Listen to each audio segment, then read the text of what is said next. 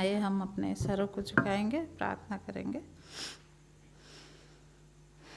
हे हमारे महान स्वर्गीय पिता, हम आपके पास आते हैं, धन्यवाद देते हैं पिता। आपने हमें पूरे सप्ताह भर सुरक्षित रखा है और इस सबत की शुरुआत में हम सब यहाँ आपके भवन में इकट्ठे हो सकते हैं, आपकी स्तुति महिमा कर सकते हैं पिता। हमारे साथ रहिए। अभी जो भी आपके महिमा के लिए हमने आपके गानों को गाए हैं पिता, उसमें आपके आशीष हो, और आगे जो वचन सुनेंगे उसमें भी हमारी अगुवाई कीजिए। और प्रार्थना करते हैं आज जहाँ कहीं भी आपके नाम से एक दो इकट्ठे हुए हैं पिता, आपके स्तुति महिमा कर रहे हैं प्रभु, उनके बीच में भी उपस्थित रहिए और आशीष दीजिए। प्रार्थना करते हैं जो लोग दुख तकलीफ में हैं, बीमार में हैं, उनकी भी आप सुधि लीजिए ताकि वो भी चंगे होके आपको धन्यवाद देने सके। इस वक्त हमारे बीच में भी उपस्थित रहिए पिता और हमें भी आपके आशीष दीजिए। और क्या मांगे पिता, हमारे हर एक पाप गुनाहों को क्षमा कीजिए। छोटी विनती में से यीशु के नाम मांगते हैं, दया करके स्वर्ग में सुन के ग्रहण कीजिए। आमीन।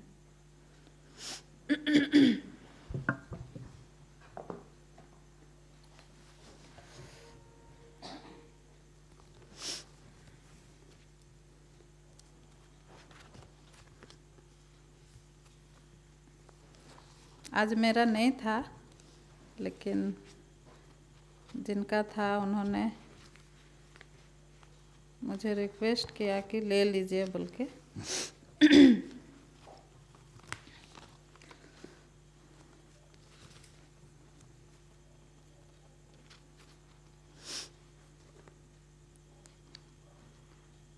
जब यीशु मसीह दुनिया में थे तो हमें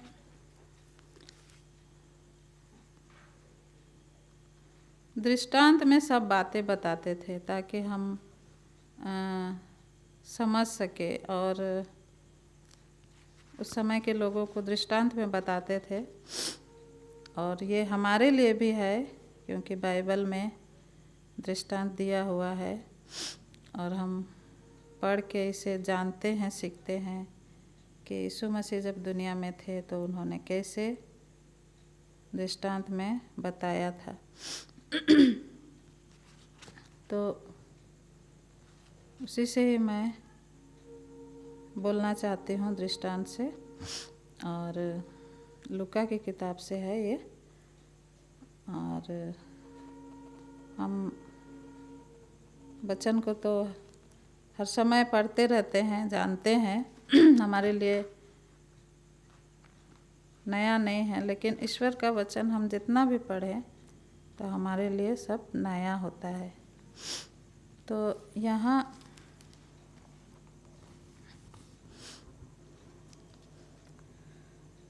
फरीसी और चुंगी लेने वाले का दृष्टांत यहाँ बता रहे हैं। और जो फरीसी था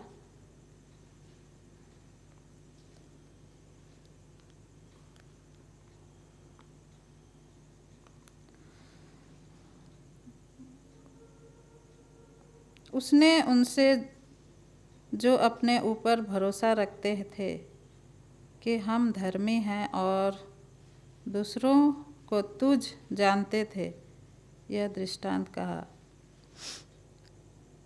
तो यहाँ दो मनुष्य के बारे में है जो मंदिर में प्रार्थना करने के लिए गए। एक फरीसी था और दूसरा चुंगी लेने वाला। तो जो फरीसी था वो प्रार्थना करता है कि अपने मन मन में प्रार्थना कर रहा है।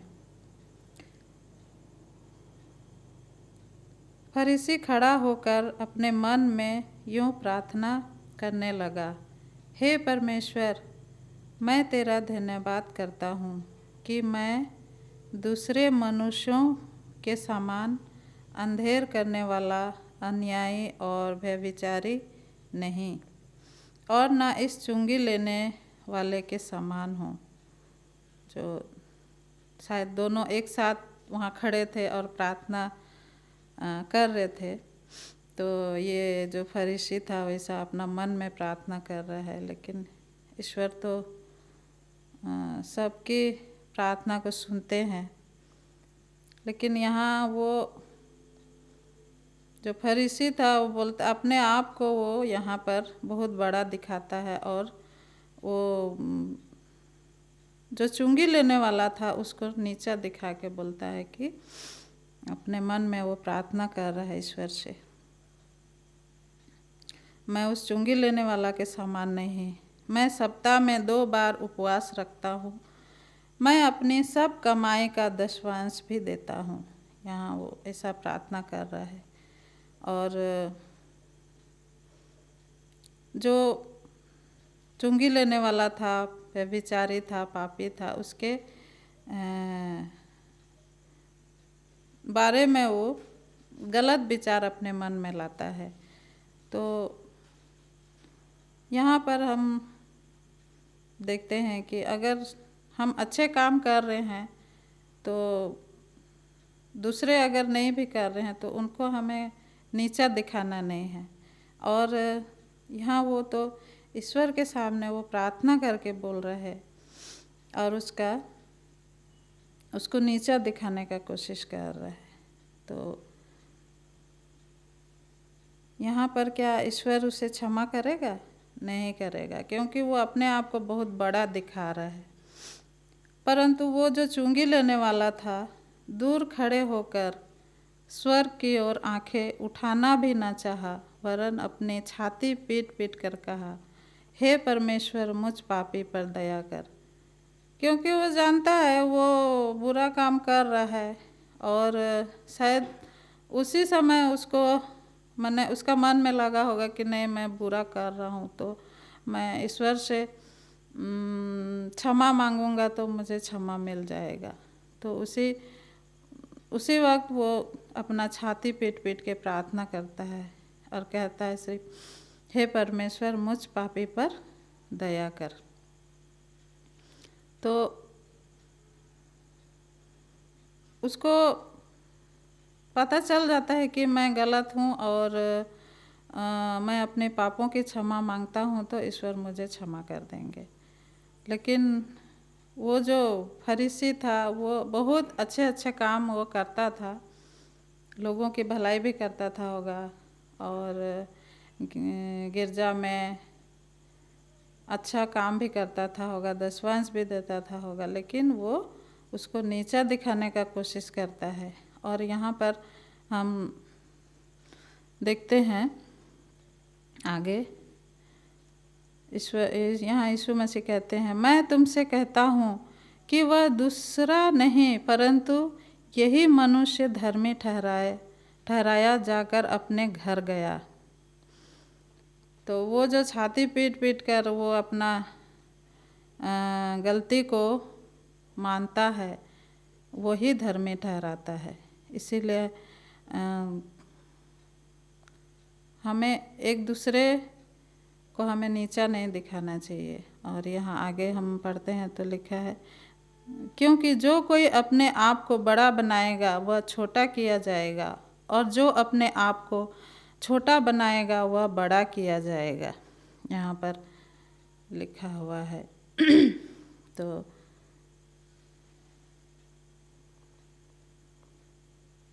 हम यहाँ पढ़ के यही जान सकते हैं कि हमको किसी को भी, चाहे वो जितना भी बुरा हो, हमें उसे नीचा नहीं दिखाना है और अपने आप को बड़ा नहीं बनाना है, भले हम बहुत अच्छे काम क्यों ना करते हो।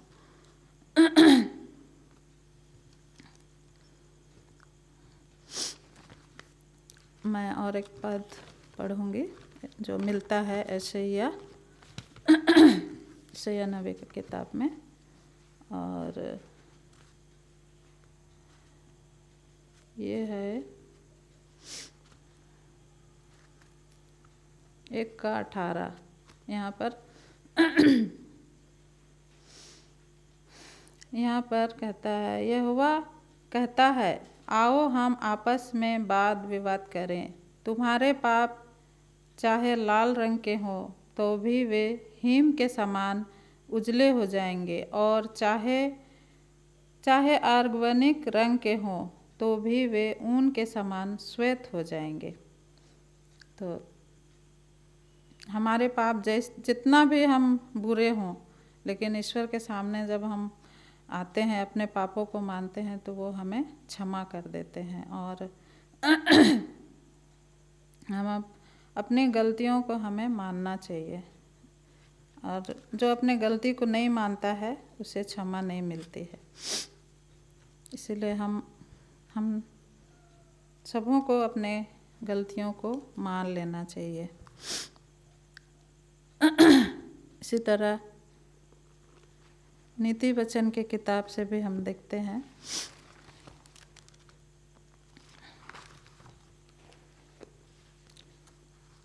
नीति वचन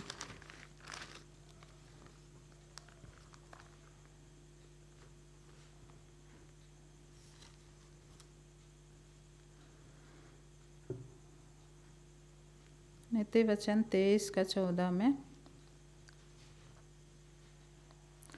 यहाँ पर वचन कहता है, तू पापियों के विषय में मन में डाह न कर, दिन भर यहोवा का भय मानते रह, क्योंकि अंत में फल होगा और तेरी आशा न टूटेगी। यहाँ हम दूसरों के विषय में हम अच्छा भी नहीं बोलते हैं, खराब ही सोचते हैं, जो हमारे नज़र में अच्छा नहीं दिखता है। तो यहाँ बोलता है, तू पापियों के विषय में डाह न करना, बोलता है दिन भर यहोवा का भय मानते रहना। क्योंकि दूसरे के विरुद्ध हम अगर गलत सोचते हैं तो वो हमारे लिए ही अच्छा नहीं होता है, और हम वैसा सोच के हम गलती करते हैं, और हम भी एक पापी हो जाते हैं, और गलती कर देते हैं कि हम दूसरों से बहुत अच्छे हैं। तो ईश्वर का जो वचन हम पढ़ते हैं, जानते हैं, फिर भी हम गलती करते हैं, और जानते हुए भी हम गलती करते हैं, लेकिन हम लोग को ऐसा नहीं करना चाहिए। और दूसरों को भी हमें नीचा दिखाने की कोशिश नहीं करना चाहिए, चाहे वो जितना भी बुरा हो, जैसा भी हो, लेकिन हमें दूसरों को गलत नहीं बोलना है, और नहीं उनके बारे में गलत सोचना है। तो मैं इतने ही बोल के अंत करूँगी। ईश्वर इस वचन पर आशीष दे।